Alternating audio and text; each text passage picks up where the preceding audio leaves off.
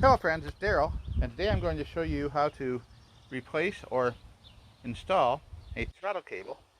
This engine is not the one that originally came on the rototillers. It has a little bit different setup for the throttle because the old one was a fixed throttle that didn't change, and this engine has an adjustable throttle. So what I'm going to do is install a throttle cable onto the frame of the tiller so we can control the speed. The thing is, the throttle cable that's on here is broken. The plastic housing of the throttle cable broke off underneath the clamp, which means it just slides back and forth. So we're going to need to use a 5/16 inch nut driver or a screwdriver. Loosen that up like so. Here you can see the part of the cable housing that broke off.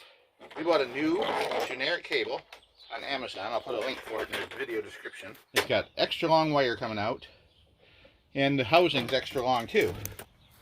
I used a 7/16 inch wrench to remove and replace the bolt on the side of the handle frame and pushed it through the new throttle cable mounting and tightened it up. So if we set it up the full length, it's going to be about like that, and you have all that cable stretched out, and that's too much. Able to have some flex, but not too much where it's going to get in the way of things. Marked it right here in my fingers, right there. We're going to take that much off. I used my tape measure and determined that we need to remove about 18 inches from the plastic housing. And the important thing is to do the plastic housing first without bending or damaging the inner control wire or shortening it. You want to leave it as long as possible when you're cutting this off, because it's easier to bend it in the right shape when it's long.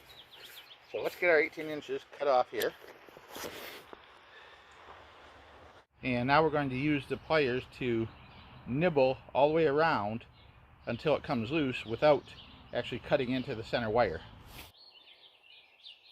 Once you've made a cut in it all the way around, working carefully, you can just slide the housing right off. We come down to the end and we look at our cable. Since we have that little piece of cable broken off, we're going to slide that back to where it's supposed to be. And then we're going to measure the amount of cable, inner wire. We're going to measure the amount of inner wire that's from the end of the cable to the first start of the Z-bend.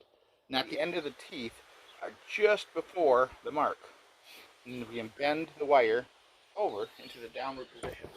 Now that we bend it over in a close approximation of 90 degrees, we're going to get a little hammer. We're going to tap on that to make sure it's a nice tight 90-degree angle so that when you get it in place in the throttle linkage, it won't work its way out. You need to make another 90-degree angle going back up again so that the wire ends up parallel with the main wire coming out of the shaft.